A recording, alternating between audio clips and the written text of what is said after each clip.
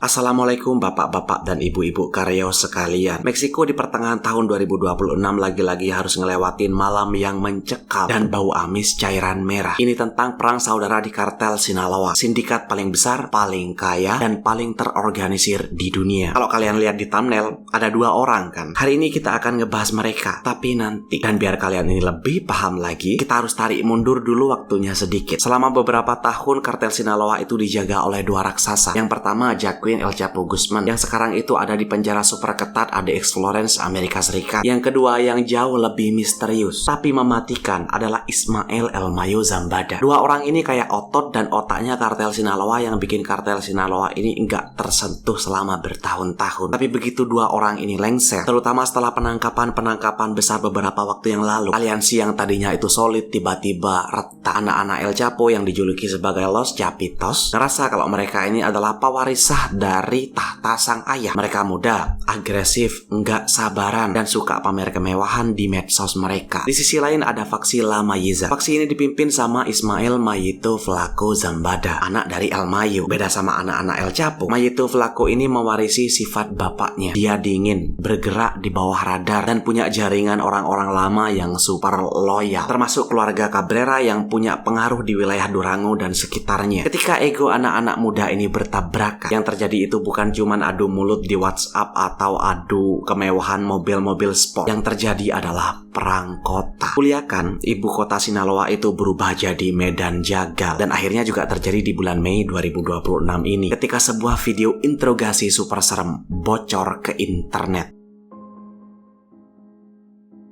Jadi di dalam video seram itu ada dua pria yang sedang berlutut di lahan kosong pada malam hari. Tangan mereka itu diikat ke belakang. Mereka ini sama-sama nggak pakai baju. Bahkan salah satu dari mereka ini cuma pakai celana dalam aja. Dari tatapan mereka ini kelihatan kalau mereka itu tahu kalau hidup mereka ini nggak bakal ngelewatin malam itu. Mereka ini adalah bidak catur yang apes. Mereka ketangkep sama eksekutor dari faksi Los Chapitos. Di depan mereka ini ada beberapa pria yang pakaiannya ya kayak ala Pak Karyo Kartel. Videonya itu direkam dalam posisi portret. Si perekam bilang, rekam semuanya biar orang-orang tahu apa akibatnya kalau main-main sama kita. Interogasinya singkat. Pak Karyo itu nanya, siapa namamu? Dari mana asalmu? Salah satu dari mereka ini ngejawab kalau mereka ini adalah dari faksi lawan atau voluntariamente. Pak Karyo lanjut nanya, kamu kerja buat siapa? Mereka jawab, MF. Saya bekerja untuk MF. MF ini ya merujuk pada faksi Mayito Flaco. Pak Karyonya nanya lagi, siapa yang ngasih perintah di lapangan? Dijawab, HR sama Pika. Pria yang cuman pakai celana dalam itu juga bilang, nama saya Joel, saya dari wilayah Torreon. Torreon itu adalah wilayah yang cukup jauh dari Sinaloa, sebuah kota industri yang juga sering diperebutkan oleh faksi narko. Lanjut Pak Karyo nanya, kenapa kamu bisa ada di Sinaloa? Disinilah cerita lain itu terungkap. Joel mengaku kalau dia sebenarnya enggak ada niatan untuk bergabung sama Pak Karyo Kartel. Dia enggak gabung secara sukarela kayak rekan di sebelahnya. Dia bilang, me levantaron, artinya saya diculik, saya diangkat paksa dari jalanan. Di Meksiko, faksi yang kekurangan anggota itu emang biasanya nyulik pemuda lokal, buruh tani, atau pengangguran di jalanan dan dipaksa untuk megang senjata. Kalau mereka nolak, mereka ini dan keluarganya bisa-bisa dalam masalah besar. Jadi Joel ini terpaksa ikut latihan militer instan dan dikirim ke garis depan perang faksi. Tapi bagi para karyo ini, mereka nggak peduli apakah Joel ini diculik atau nemu di jalanan. Di mata Los Chapitos, selama mereka ini berada di wilayah musuh dan pakai atribut musuh, maka kalian adalah musuh yang harus dihilangkan. Di hadapan La Chapiza, kata ampun itu enggak berarti apa-apa.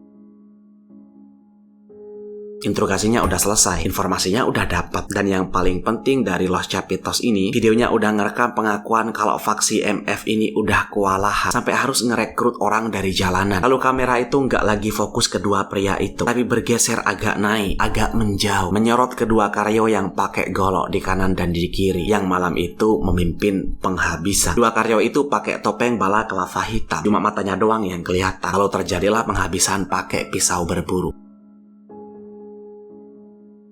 Jadi keluarga Cabrera ini adalah faksi yang menguasai wilayah Durango, tetangga dekat Sinaloa. Selama ini Cabrera ini adalah sekutu paling loyal bagi El Mayo Zambada. Dengan menyebut nama Cabrera, Los Chapitos ini pengen ngirim pesan kalau mereka nggak hanya berperang dengan Mayito Flaco aja, tapi mereka siap untuk menyerbu langsung ke jantung pertahanan dari Cabrera di Durango. Di dunia barat atau negara-negara aman biasanya hukuman mati itu dilakuin dengan cepat, entah disuntik mati atau ditembak kelapanya. Tapi di Meksiko, di bawah kuasa kartel, kematian cepat itu adalah kemewahan yang jarang diberikan ke faksi musuh. Mereka butuh konten video seserem mungkin untuk nakut-nakutin lawan mereka. Semakin serem videonya, semakin mereka ini merasa superior. Video berdurasi beberapa menit itu lalu diunggah ke situs underground sebelum akhirnya potongan ceritanya itu viral di Mei 2026. Bagi masyarakat sipil di Meksiko, video kayak gini ini bukan lagi hal aneh, tapi tetap aja bikin masyarakatnya itu takut. Ini jadi bukti nyata kalau strategi pertahanan Meksiko yang terkenal dengan slogan Abrazos no balazos atau pelukan bukan peluru udah gagal total di lapangan. Kartel ini nggak butuh pelukan, mereka ini butuh wilayah kekuasaan dan jalur penyelundupan fentanyl ke Amerika Serikat. Dampak dari beredarnya video Joel dan temannya ini langsung memicu reaksi berantai yang nggak kalah berdarah. Pertama, faksi La Maiza ini merasa terhina dengan tersebarnya video tersebut. Mayito Flaco ini langsung memerintahkan anak buahnya untuk balas dendam ke wilayah-wilayah yang dikuasai Los Chapitos di Culiacan. Yang kedua, keluarga Cabrera ini memperkuat pertahanannya di Durango dan Sinaloa dan mengirim ratusan bapak-bapak karyo untuk memburu antek-antek dari Los Chapitos. Yang ketiga adalah masyarakat sipil. Warga lokal di Sinaloa dan Torreon ini makin ketakutan karena penculikan para pemuda di jalanan ini akan diprediksi semakin marak buat dijadiin tentara paksa. Perang internal kartel Sinaloa di tahun 2026